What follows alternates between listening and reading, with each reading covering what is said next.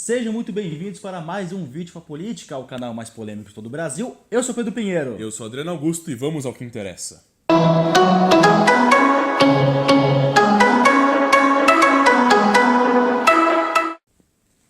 Agora vindo para o nosso vídeo número 3 sobre o segundo turno, sobre os candidatos que sobraram para a presidência 2018, Haddad de um lado, Bolsonaro do outro. E agora estamos falando sobre as suas reformas, sobre os seus projetos de governo. Falamos de saúde, não falamos de saúde. Vamos falar de saúde hoje.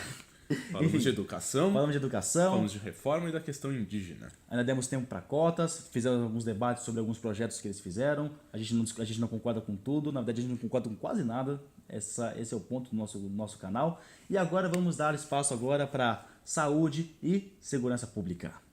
Gente, na questão da saúde, que é uma proposta aqui que até eu acho bem clara dos candidatos, eu acho que não tem muita divergência entre eles. Nós temos divergências, na verdade uma delas até é bem grande, só que cada um tem uma proposta diferente que, na minha opinião, eles até podiam complementar um ao outro. Tá. O que nós sabemos é o seguinte, nós temos aqui, de acordo com o projeto do Bolsonaro, quando ele explica como é que funciona, o número em termos relativos voltados para a saúde pública... Números em termos de dinheiro destinado, né? O Brasil apresenta gastos compatíveis com a média da OCDE.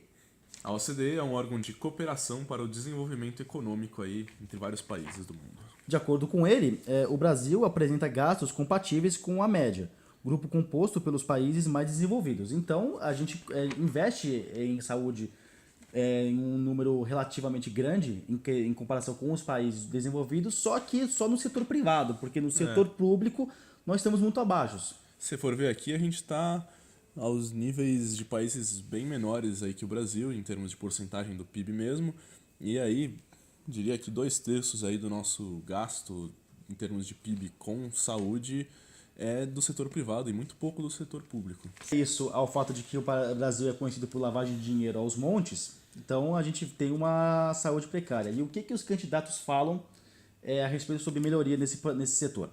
Eles têm inclusive um ponto em comum muito interessante, que tem o mesmo nome nos dois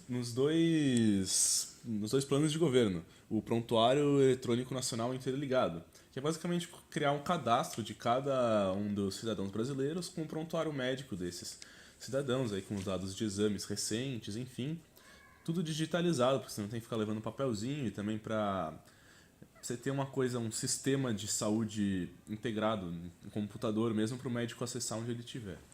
Agora, um projeto específico do Bolsonaro seria o credenciamento universal dos médicos, que daria total força, ainda mais para o SUS. O SUS, para quem não sabe, é o Sistema Único de Saúde. Ele teria toda a força de trabalho da saúde a seu favor. Ou seja, eu acho que Como se todo médico brasileiro fizesse parte do SUS aí na prática, né? De termos aí de melhorias no SUS, o Haddad já propõe uma coisa diferente. Eles acreditam que, por exemplo, os Mais Médicos foram um sucesso, que a gente vai falar que o Bolsonaro acredita enfaticamente que não isso. E eles querem, inclusive, trazer mais médicos, não para clínicas gerais, como ele é feito atualmente, na verdade, mas também para clínicas específicas. Então, criar clínicas ou hospitais menores, postos de saúde para problemas específicos de saúde, para médicos especialistas, ginecologistas, enfim, dermatologistas, oftalmos, médicos específicos. Então, esse projeto do Mais Médicos também está no governo do Bolsonaro, só que ele vincula outra coisa. Ele pega a ideia dos cubanos, que, para quem não sabe, muitos cubanos imigraram para o Brasil recentemente, e por conta disso, por ironia, essa ideia de imigrar para o Brasil está dentro do governo do Bolsonaro, que ele diz que as famílias dos cubanos vão poder imigrar para o Brasil caso sejam aprovados no Revalida. Que é o exame aí que valida diplomas, principalmente médicos, do exterior para dentro do Brasil. Outro ponto comum seria a criação de uma nova instituição, que no governo do Bolsonaro seria o Médicos do Estado, que seria criada uma carreira de médicos só do Estado, para atender as áreas remotas e carreiras do Brasil. Haddad também fala disso e ainda acrescenta o Bolsonaro, acho que o Bolsonaro inclusive fala disso também, mas para capacitar esses médicos para atender demandas específicas da região. Por exemplo, uma região mais tropical, que os médicos de lá estejam preparados para lidar com problemas como malária, uma incidência maior de dengue, esse tipo de problemas. mas também focando na regionalização da saúde. Eu acho que tem mais um exemplo aqui do Bolsonaro que diz que professores de educação física vão ser trazidos também para fazerem parte do SUS e do aprimoramento dos mais médicos. Então vamos ter professores de educação física para ajudar no exercício da saúde. Ele fala principalmente de academias em praças públicas, para evitar... O Bolsonaro tem uma questão bastante interessante que, na saúde, que ele fala muito de evitar problemas ao invés de combater o problema quando ele já está existente. Então, essa ideia de trazer educação física é muito para promover a prática de exercício físico. Combate ao sedentarismo e à obesidade. Sim. Então, eu acho que teremos academias. E é uma coisa exclusiva do Bolsonaro, isso aí. Teremos academias ao ar livre. Um ponto bastante interessante aí que Bolsonaro e Haddad divergem. No mínimo, o Bolsonaro não fala nada sobre isso, mas o Haddad é bem enfático aqui. Numa regulamentação maior dos planos de saúde. Com certeza o Bolsonaro não acredita nisso, por isso que não está no governo dele, até pelas ideias liberais do Bolsonaro. Mas o Haddad acredita que os planos de saúde eles cobram taxas muito abusivas dos seus beneficiados, também cobram taxas desproporcionais para determinados exames, e ele quer regular isso, inclusive todos os planos de saúde do setor privado, e esses novos planos de saúde, tipo o Doutor Consulta, que são planos de saúde muito ligados à tecnologia também. Tecnologia de marcar consultas online, esse tipo de coisa. Agora, gente, pensa só. O Sistema Único de Saúde é eficaz? É eficaz ou não é eficaz? Fica aí pra você a ideia jogada. E essa acho que é a parte que os dois mais se divergem. O SUS, no plano de governo do Haddad, teria muito mais autonomia e seria muito mais investido. No plano de governo do Bolsonaro, teria uma descentralização do SUS. Ou seja, o SUS ia ser privado, tendo várias concorrências. Seria mais o governo continuando a pagar os exames, mas até a própria ideia de acrescentar todos os médicos do Brasil no Sistema Único de Saúde é para continuar essa questão de uma certa privatização do SUS. Né? Fica aí a dica, o que você acha que seria melhor?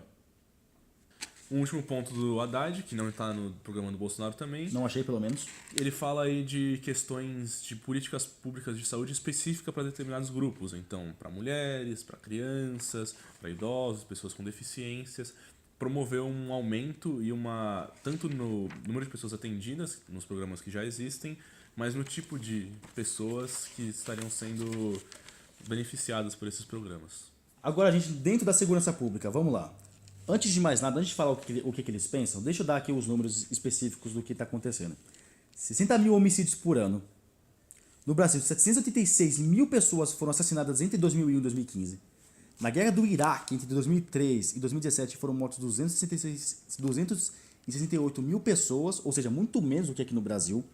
E segundo o documentário, os culpados são as armas de fogo, que causam 7 em cada 10 mortes. Esse contexto, o que os dois candidatos têm a oferecer para o Brasil para melhorar essa situação? Vamos tratar aí das propostas específicas deles aqui. A gente pode começar um pouco sobre... Antes de você começar, só deixar claro, gente. Enquanto em saúde parecia mais que os dois estavam só complementando um ao outro, os dois aqui foram para lados opostos. Eles divergem bastante na questão de segurança pública. Mas é interessante, né? Bolsonaro, apesar de uma proposta liberal, ele defende uma polícia forte, um Estado forte nesse sentido...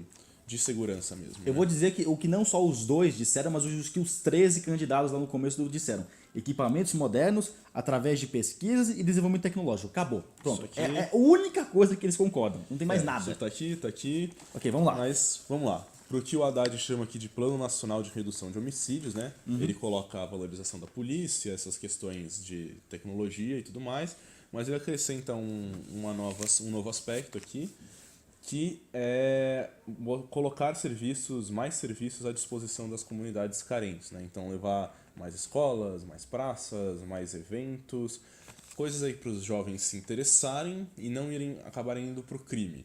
Então isso está tão forte na política do Haddad que ele coloca como política de segurança para evitar os homicídios, além, claro, de um fortalecimento de inteligência de polícia, de modernização e valorização do profissional, que são os básicos que todo mundo já conhece. Agora, voltando para o Bolsonaro, essas partes, ele foca muito de como reduzir os homicídios, ou seja, roubos, estupros e outros crimes por aí. Primeiro, é no investimento fortemente em equipamentos tecnológicos de inteligência e capacidade. Eles estão ok, né? Até aqui, beleza. Investindo ainda mais nas forças policiais. Até aqui, normal, né? Alinhados. Agora, temos um grande foco aqui que é na mudança do Código Penal. Eu acho que no governo do Bolsonaro pode esperar muito uma diferença do Código Penal porque vai ficar grande. Primeiro, prender e deixar preso. E pronto, aqui já está o oposto do que o meu amigo aqui vai dizer daqui a pouco. Porque é o seguinte, acabar com a progressão de penas e as saídas temporárias. Para quem não sabe, essas duas coisas, progressão de penas e saídas temporárias, estão no Código Penal lá previstas. Isso ele vai revogar, porque para ele, bandido bom é bandido preso. Como ele disse, eu vou acabar falar aqui agora, no que o Haddad chama de Plano Nacional de Política Criminal e Penitenciária, ele fala, um amigo aqui falou da redução da maioridade penal de 18 para 16 anos, e uma das coisas que o Haddad quer combater principalmente é o encarceramento em massa da juventude, porque ele cita aqui, quem que são os presos do Brasil? Principalmente jovens negros de periferia, né? Que ele coloca aqui. Um discurso bem fácil do PT, né? Sim. Sempre foi assim. E de fato é os que os dados mostram. São os jovens negros de periferia que estão aí nos presídios. E ele acha que muitas dessas pessoas que estão presas não deveriam estar presas, cometeram crimes muito pequenos. E esses jovens que estão lá, eles entram em contato com gangues criminosas, gangues grandes, inclusive, por exemplo, PCC. E com isso eles acabam sendo aliciados para essas gangues e começam a integrar não só um crime descentralizado, como eles faziam, mas também um crime organizado. Já Bolsonaro, por outro lado, tem essa ideia de que a maioridade penal de 18 para 16 anos é necessária, ainda mais porque tem um número bem significante de assassinatos e homicídios e outros mais de pessoas que estão nessa faixa etária, 16 e 18, e que isso não é já mais uma desculpa, essa idade não é mais desculpa para permitir que as pessoas consigam sair da prisão mais cedo ou que pelo menos não sejam presas, não vão para a prisão e sim vão para a FEBEM. E acho que outro ponto que eles completamente discordam é a reformulação do Estatuto do Desarmamento.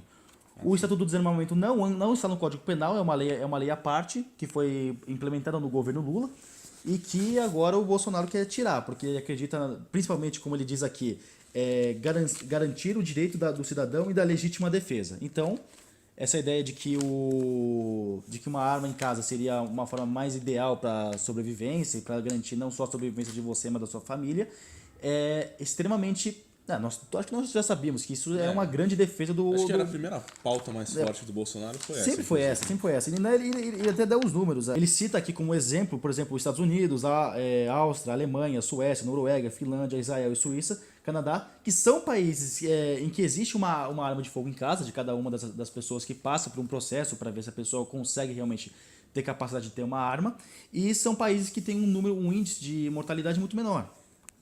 Sim. Haddad contrapõe a isso, ele fala que esse direito à legítima defesa, na verdade, é um direito, sim, mas que, na verdade, isso não garante que a pessoa vai estar mais segura. Provavelmente, isso vai fazer com que ela se envolva em muito mais acidentes, vai ser muito mais suscetível a assaltos, porque ela não vai ter o tempo de reação da arma, enfim.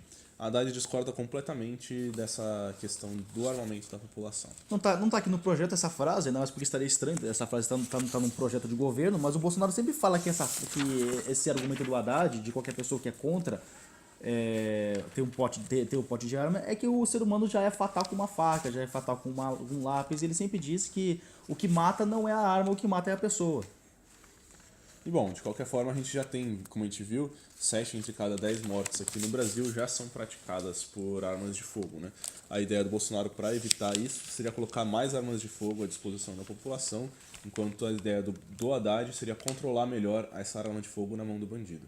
Bom, eu acho que para finalizar aqui, nós temos um consenso aqui do Bolsonaro, que também acho que nós já sabemos, todo mundo aqui já sabe que ele é assim, e que vai muito contra as ideias do PT, que vai contra as ideias do PSOL, que é o seguinte...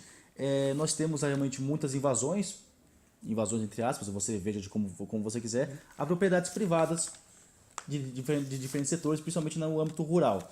E ele quer botar isso, é uma mudança da Constituição. Ele quer retirar da Constituição qualquer relativação da propriedade privada. Como nós já sabemos, para o Bolsonaro, propriedade privada é um direito praticamente divino da pessoa. Praticamente inerente do ser humano. E ele quer botar isso como se fosse um crime hediondo. Como exemplo nas restrições da emenda constitucional de 81. Sim. No mais, sobre a política de drogas de Haddad, ele é um grande defensor aí de liberação de drogas, inclusive citando casos de sucesso aí em Estados Unidos, agora recentemente liberação do Canadá. Uruguai também. Uruguai também tem. Enfim, são todos países em que, no Uruguai, houve uma redução da taxa de homicídios da população. No Uruguai não houve em números absolutos, mas pela estatística, quem está sendo assassinado por causa de drogas são facções que ainda disputam o comércio ilegal dessas drogas e não mais a população consumidora ou não dessas drogas. Então ele acredita que reprimir com violência essas drogas gera aí uma falta de segurança para a população, gera um armamentismo aí dos bandidos que vão ter, e também coloca o dinheiro aí na mão dos bandidos, né? Se você trouxesse isso para um empresário, alguém que revendesse essa droga, você teria, além de arrecadar impostos para a União para cuidar de questões de saúde referente a essas drogas, você poderia dar a opção para as pessoas terem uma droga mais segura e que não colocasse o dinheiro dessa droga na mão de algum bandido ou enfim. Nas questões das drogas, no âmbito de segurança pública, Bolsonaro não fala muito sobre isso. Nós sabemos que essa legalização não está dentro do governo do Bolsonaro, ele é completamente contra isso. Ele quer reforçar, né, o combate armado às drogas, né? E acho que ele foca muito mais na segurança do policial. O policial, todo mundo sabe que, nos olhos do Bolsonaro, ele deveria ter mais legitimidade e mais segurança das leis da Constituição para poder atuar dentro do seu trabalho. Então, ele acreditamos que acho que as Forças Armadas na sua função, né? Ele acredita que a discriminação do policial ainda é grande e as Forças Armadas vão ter muito mais poder de atuação dentro do seu trabalho para poder sempre, como nós sabemos, nos olhos do Bolsonaro, manter a segurança da população. Então é isso, galera. Fim de papo. Vocês acabaram de ver as propostas de saúde e educação. Em saúde eles são bastante confluentes aí, né? Tem bastante propostas parecidas. Já em segurança eles são bastante opostos. O que você acha dessas propostas? Vocês têm algum comentário para deixar? Alguma dúvida? Alguma coisa que a gente talvez não tenha falado? Deixa aqui nos comentários pra gente. Se você curtiu desse modelo de vídeo mais informal, com uma câmera só, a gente falando mais diretamente aí, deixa um joinha aí também, compartilha aí com a sua família. Lembrando que sempre essas reformas vão estar no link do vídeo. É bom vocês sempre darem lá uma olhada. Leiam, porque é importante. Você vai ser o nosso presidente da República, gente. E então amanhã chega nosso último vídeo dessa série, analisando as propostas dos candidatos para o segundo turno. Então é isso. Tchau! Até mais!